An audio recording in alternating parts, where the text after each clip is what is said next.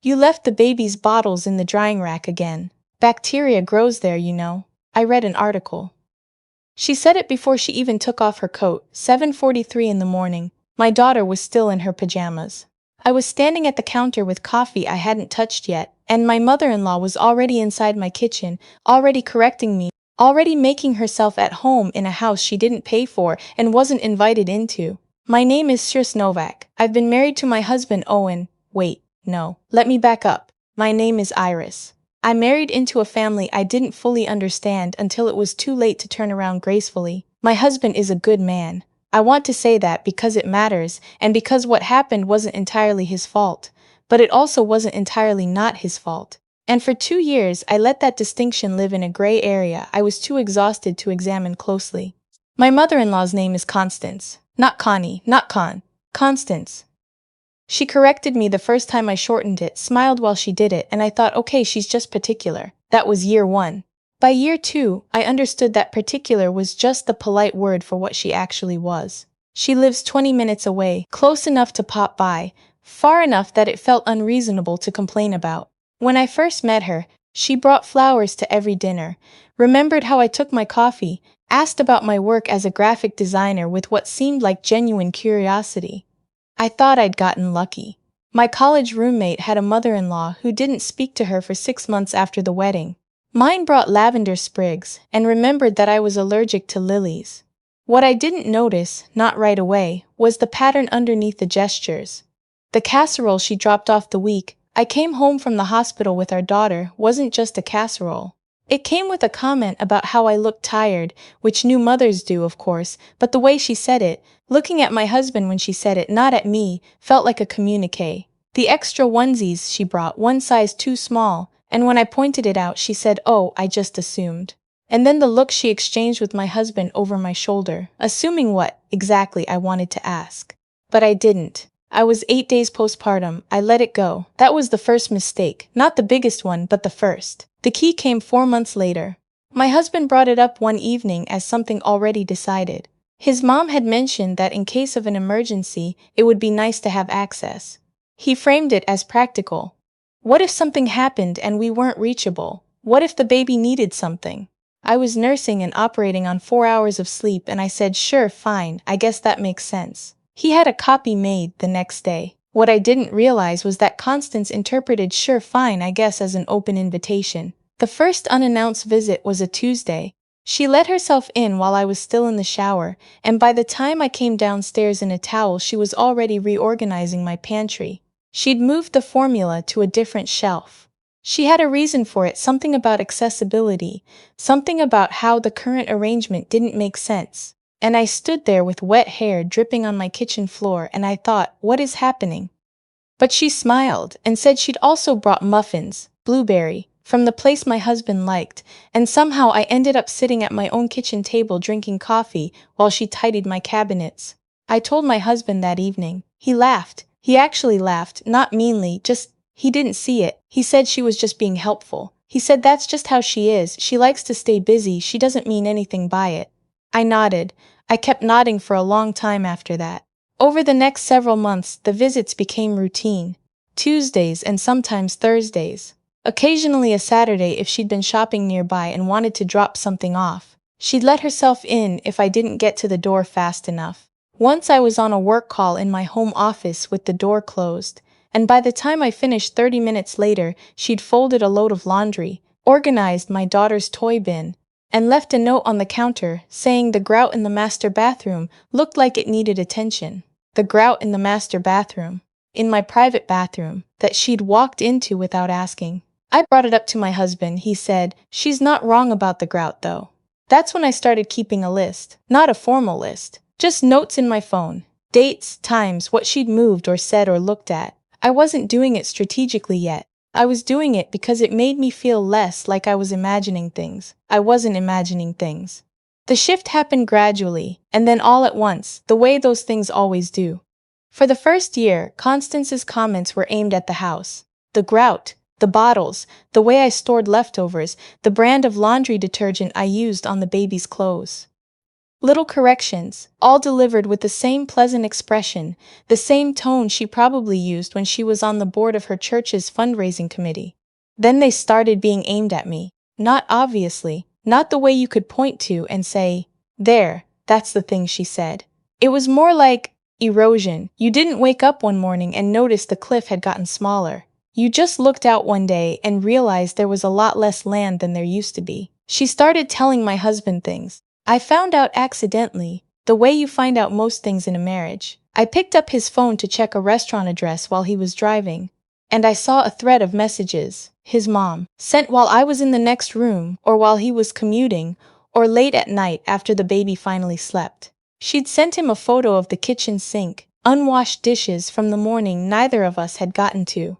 She'd sent him a message saying, "She seems really overwhelmed. Have you two thought about getting some help around the house?" She'd sent him, "Just checking in, did Iris make it to her 6-week appointment? It's been a while since she seemed like herself. It's been a while since she seemed like herself." I read that sentence 3 times, sitting in the passenger seat with my husband's phone in my hand, and I understood something I hadn't before. She wasn't visiting, she was building something. Quietly, carefully, brick by brick, she was constructing a version of me that was struggling, fragile, not quite managing. Why, I didn't know yet. I thought maybe it was just control. Some mothers-in-law are like that. They can't let go. They need to still be the most important woman in the room. I gave her that interpretation because it was the least frightening one. The frightening one came later. It was a Sunday dinner, not at our house, at Constance's. Her home, which she managed like a museum, every surface arranged, every chair at a specific angle. She'd invited my husband's aunt and uncle, his older cousin and her boyfriend, 2 couples from her neighborhood who'd known my husband since he was young. 14 people total. I'd offered to bring something, she said she had it covered. I should have read that too. But I didn't. Dinner was fine. The food was good, the way it always was at her table. She's a genuinely talented cook, and I've never been able to take that from her. My daughter sat in a high chair between my husband and me, eating small pieces of roasted sweet potato, charming everyone the way 8-month-olds do without trying. It felt almost normal. I remember thinking, maybe I've been wrong about her. Maybe I've been reading too much into things. Constance waited until dessert. She stood up to refill wine glasses and then she paused, and in the way of someone who's been rehearsing, she said, "I just want to take a moment to say something because I love this family and I know everyone here does too." The table went quiet. My husband looked up. She reached into the pocket of her cardigan and pulled out her phone. She turned the screen toward the table. Photos, our home. The living room on a particularly chaotic Wednesday. Toys everywhere, the couch cushions rearranged because my daughter had been using them as climbing structures, 2 coffee cups, and an open bag of crackers on the coffee table. The kitchen mid-dinner prep, every surface covered. The nursery with laundry piled on the glider chair. "I've been worried," she said, "about the environment our granddaughter is being raised in. I think as a family we should have a conversation about what kind of support Iris might need." Silence is a strange thing at a table of 14 people. It's not actually quiet. There's still the sound of forks settling, ice in glasses, someone's chair shifting, but it has a weight to it. I felt that weight land directly in the center of my chest. I looked at my husband. He was looking at the phone screen, not at me. His aunt touched my hand across the table and said quietly, "Honey, are you doing okay?" And that was almost worse, the sympathy in her voice, because it meant the image was landing. It was working. I was already in the eyes of everyone at that table, someone to be worried about. Constance finished with one sentence. She delivered it the way you'd deliver a conclusion to a prepared speech. She said, "Sometimes the people who love a child most are the ones who have to say the hard things." She wasn't talking about support. I knew it, and somewhere in that silent room I think everyone else sensed it too, though they couldn't have named what they were sensing. She was talking about my daughter. She was suggesting, gently with photos and a look of practiced concern, that my daughter might be better off in different care. I didn't cry. I didn't raise my voice. I excused myself to use the restroom, walked down Constance's hallway with its framed family photos and its faint smell of her particular vanilla candle, locked the door and stood at the mirror for 3 minutes, just breathing, looking at my own face. She wanted a reaction. I'd known that before I even stood up. Tears, defensiveness, anger, anything she could label unstable. anything she could add to the file she was building, so I gave her nothing. On the drive home, my husband said, "Mom's just concerned, Iris. She means well." And then, softer, more uncertain, "The house has been a little chaotic lately, right?" He used that word. I looked out the passenger window at the highway lights going by and I felt something settle in me. Not anger exactly, more like clarity. The kind that comes when you've been in fog for so long that the moment it lifts you don't feel relieved, you just feel still, quiet, ready. She had been building a case, so I would build a better one. The next morning I called a locksmith. I had the front door rekeyed and a smart lock installed, the kind that generates a code you can change remotely, that logs every entry with a timestamp. I signed up for a home security package. 2 cameras in common areas, visible not hidden. I made an appointment with my daughter's pediatrician and asked for written documentation of her development, her weight and height percentiles, her vaccination records, notes confirming our family's consistency in attendance and follow-through. I printed everything and put it in a folder. Then I called my own therapist who I'd seen on and off since before the baby. I asked her to write a brief letter, factual, clinical, confirming my engagement in therapy, the voluntary nature of it, and her professional assessment of my functioning. She did. I did not tell my husband any of this yet. I also called Constance. I used the same warm tone she always used with me. Bright, pleasant, the voice of someone who is perfectly fine. I said I'd been thinking about the dinner, and I agreed that it would be good for us to sit down and talk, just the 2 of us, and could she come over Tuesday morning? I said I wanted to clear the air. She said of course. She said she was so glad I'd called. She said she just wanted what was best for everyone. I said me too, I really do. Tuesday, 9:15 a.m. She came up the front walk with her leather purse and her good coat, the one she wore when she wanted to be taken seriously. I watched her from the upstairs window for a moment before I went down. She stopped at the door. I watched her reach into her purse, watched her pull out a key, watched her put it in the lock, watched the smart panel flash red and beep twice. She stood there for a moment, then she rang the doorbell. I opened the door slowly. I smiled. "Oh," I said, "I should have mentioned, I had the locks changed. Security upgrade. Come in." Her eyes moved around the entryway, scanning. The cameras were there, one near the front door, one at the corner by the living room. She noticed them. Constance notices everything. We sat in the kitchen. I offered coffee. She accepted. I poured it and then I sat across from her and I put a folder on the table between us. "I know you've been concerned," I said, "so I thought it would help if we looked at some things together." I opened the folder, pediatric records.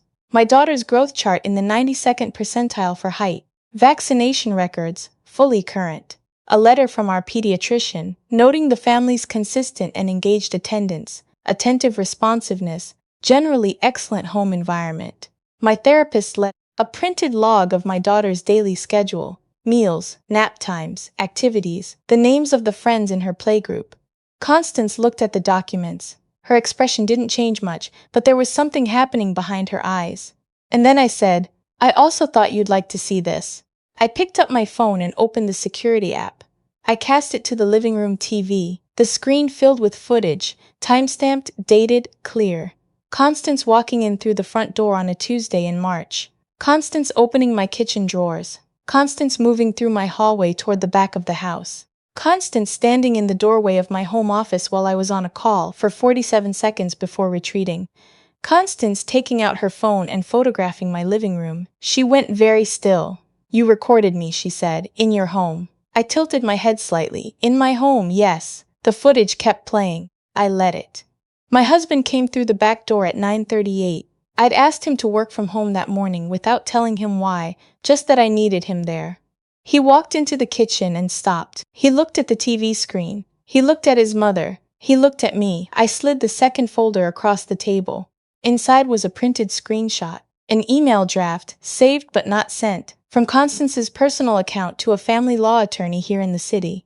The subject line read, "Questions regarding grandparent rights, concerns about grandchild welfare."